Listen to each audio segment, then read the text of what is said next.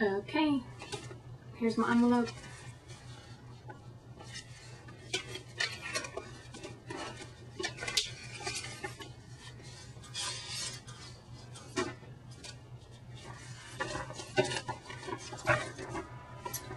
Cover sheet.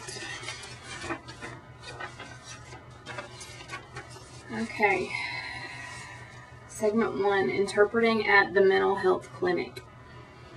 You are a freelance interpreter who has just accepted an ongoing assignment interpreting for a newly established outpatient mental health clinic.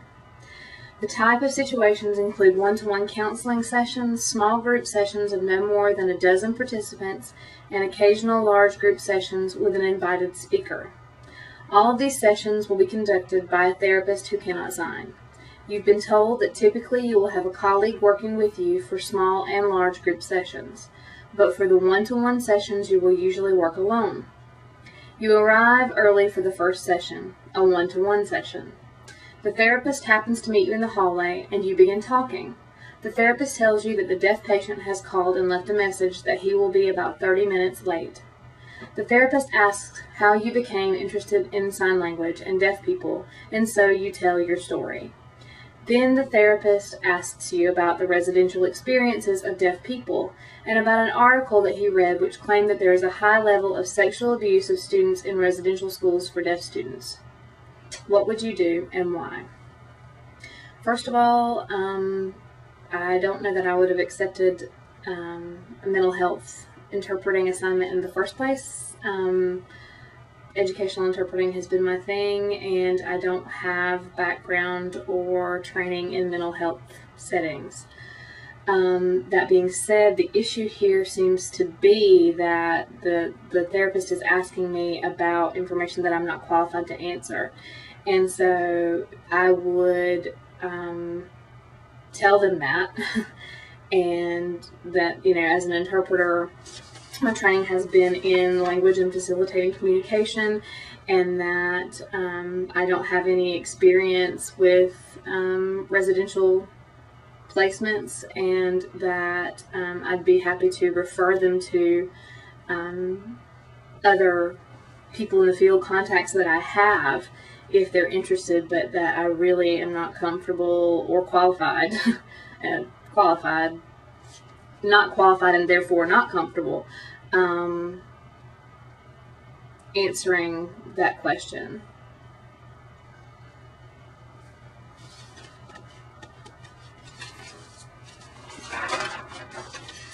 Page 3 of 7, Interpreting at the Mental Health Clinic, Segment 2.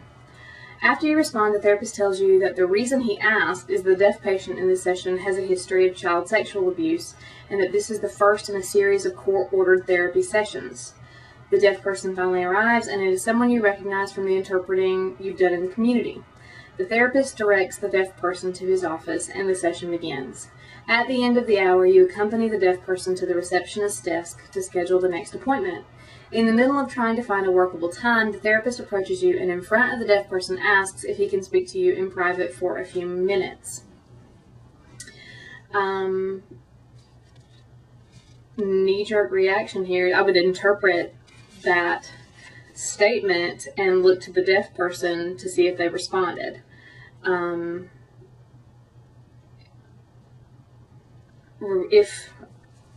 Playing out scenarios here.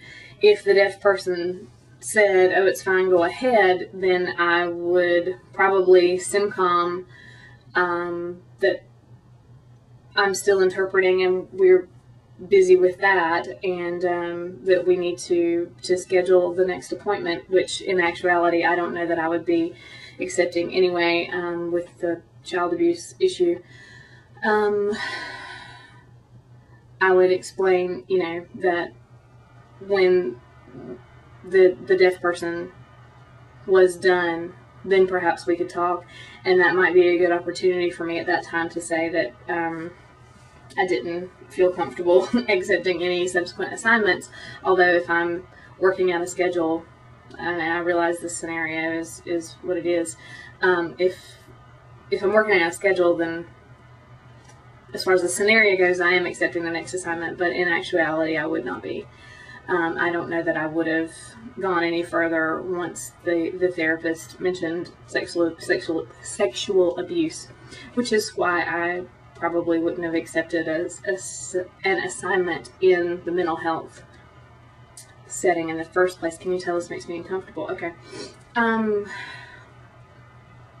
Therapist approaches me in front of the deaf person and asks if he can speak to me in private for a few minutes. Again, I would have to decline. First, interpreting the statement, let the deaf person put their 2 cents in. If they said, I'm not comfortable with it, great, that takes it off me. If not, then I would have to say, let me finish my interpreting duties here, and then perhaps we could talk. Now, there's another issue here, if the deaf person, the therapist could be concerned about communication. And if that's the case, then there's a valid discussion there. But otherwise, there's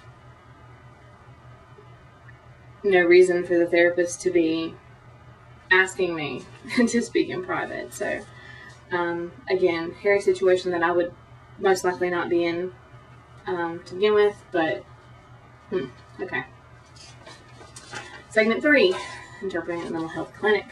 A few weeks later, the deaf person is scheduled to join an ongoing group therapy session, and you've been asked to interpret. You've been told that the group consists of the therapist plus approximately 12 men who are undergoing court-ordered treatments for sexual abuse of children.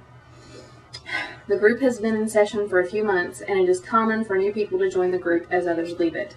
You've arranged for a colleague to interpret with you since you suspect this will be more demanding than one-to-one counseling sessions. About 30 minutes before the session is to begin, you receive a page from your colleague saying she has been involved in a car accident, she's suffered only minor injuries, but has been taken to the hospital for x-rays as a precautionary measure. Thus, she'll be able to interpret the group counseling session. She's placed a call to the referral agency, but they've not been able to locate a replacement. You too contact the agency and confirm that they have no one available on such short notice. Okay, I'm hoping that the referral agency has a policy that in these types of situations, there must be a teamer. Again, this is so hard for me to process because I wouldn't have accepted this assignment in the first place. So, I definitely don't want to be in that situation without a teamer. So, let's see, how many minutes was it before? 30 minutes before the session. I would contact the mental health clinic and explain that without a teamer,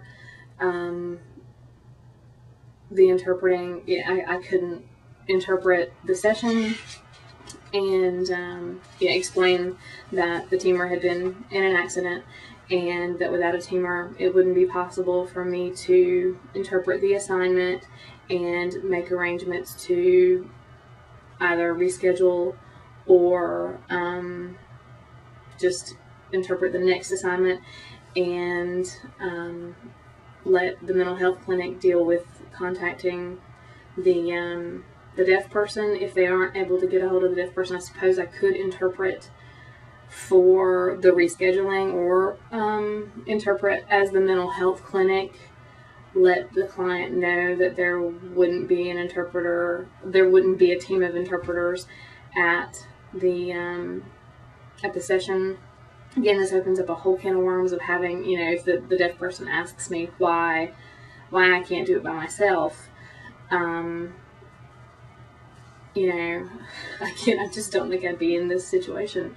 But if I had to be, then hopefully I would have the gumption to stand my ground and insist that a teamer was necessary with in this type of setting, and that it simply wasn't doable one person by myself.